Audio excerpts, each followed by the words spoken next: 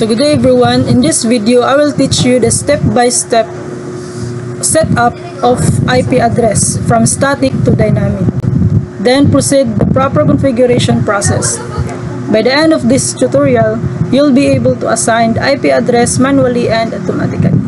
So without further ado, let's go!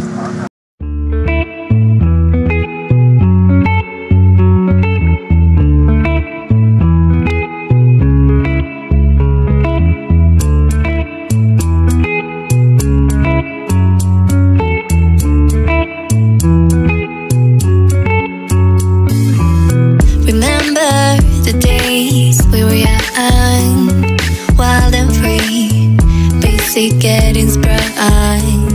We used to dance the night away, hang out the whole next day, laughing, having fun.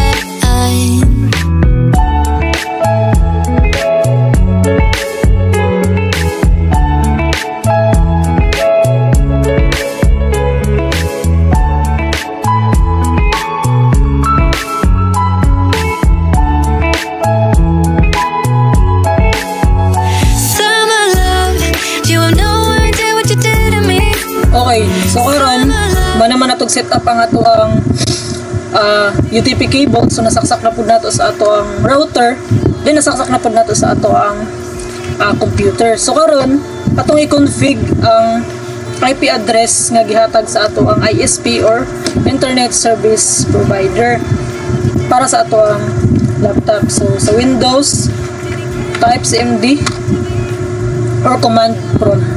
So type IP config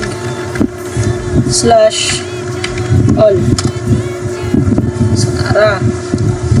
So since wala pa man nato siya na hilabtan ng IP address, so naay default nga IP address ang gihatag sa ato ang ISP or Internet Service Provider. So kana siya is ginatawag na siya og dynamic IP address. So nara siya mao ning IP address nato. So 192.168.0.100. So ang subnet mask pud nato is 1 at 255.255.255.0. Then ang gateway nato sa ato ang router is 192.168.0.1. So musulod ta sa ato ang dashboard para lang taon pud nato ang IP address dito So sa ato ang browser, bisan nun sa nga browser, pero ako ang piliin nga browser is Chrome. So i-type na to ang IP address which is kani siya. So mo ni ato ang ganito 192.168.0.1. So nana to sa ato ang dashboard sa ato or landing page sa ato ang router. So butang sa taog password. So naset na to na ko ang password sa ato ang router. Then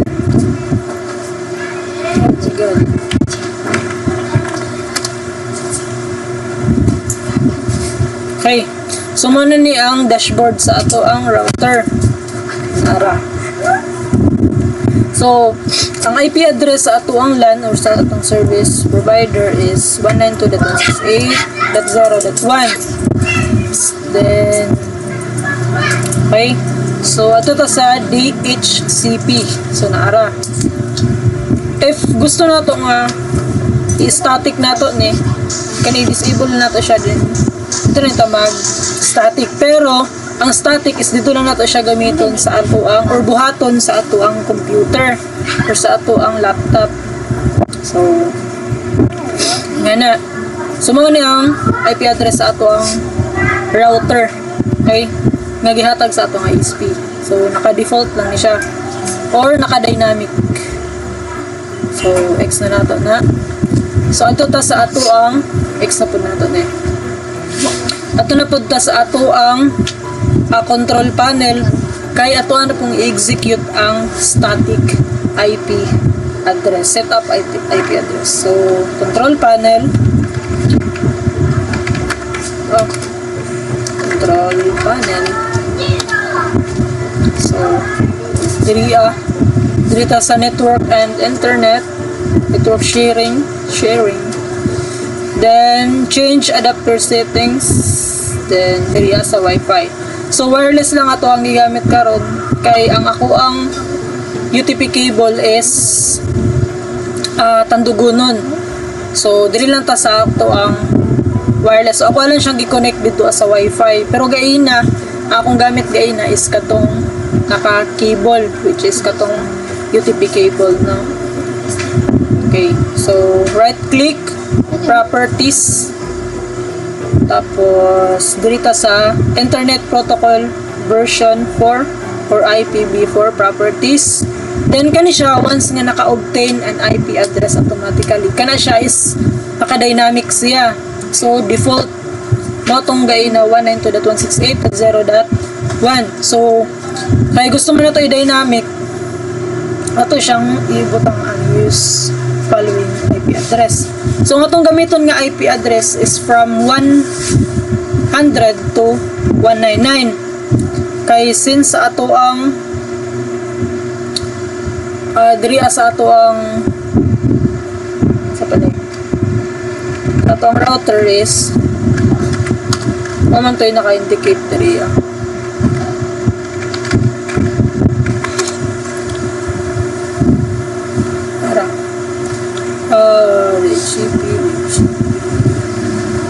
so nara end of IP address is 199. Okay, then balik ta, so set ta og 192.168.0 then dot or 1 to 199. So itong ipilihan is example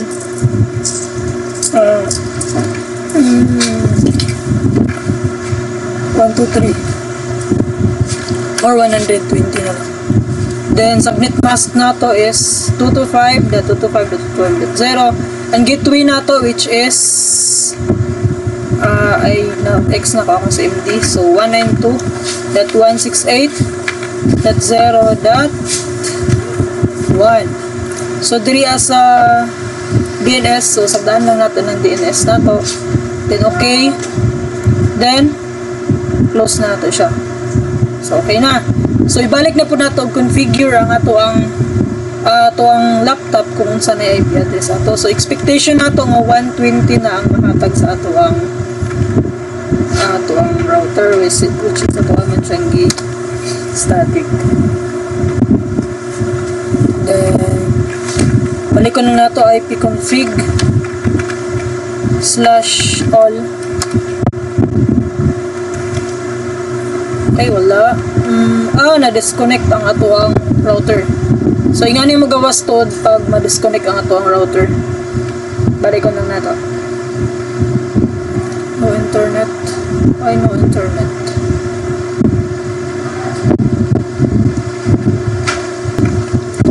Okay. So, balik ta. Atong i-config since ato nang na-outro ang ato ang itong IP address.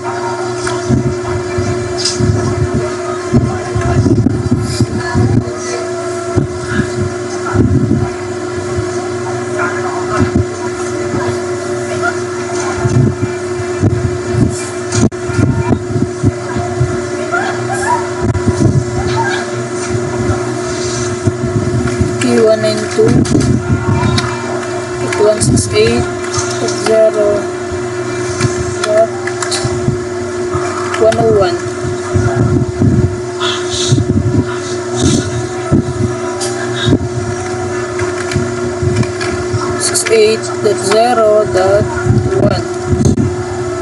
Then 88 na natin. 8.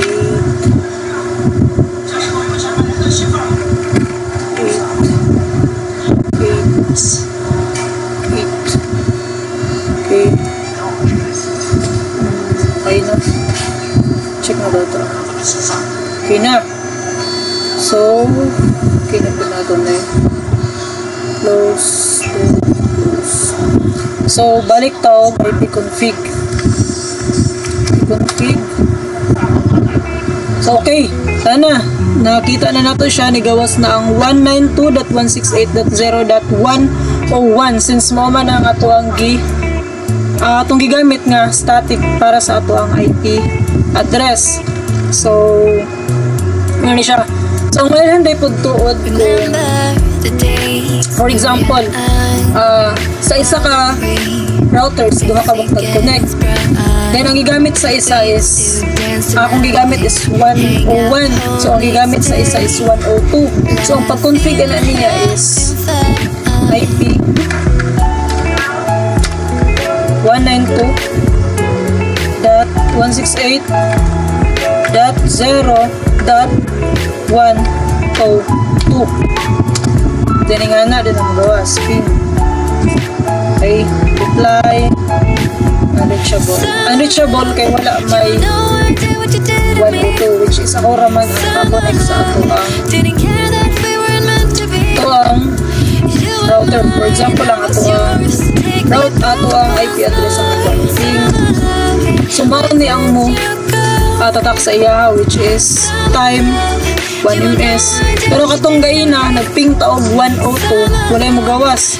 Destination host is unreachable, which is wala wala na exist ang 102. So 101 ang kay mo man yang gigamit na tong IP address.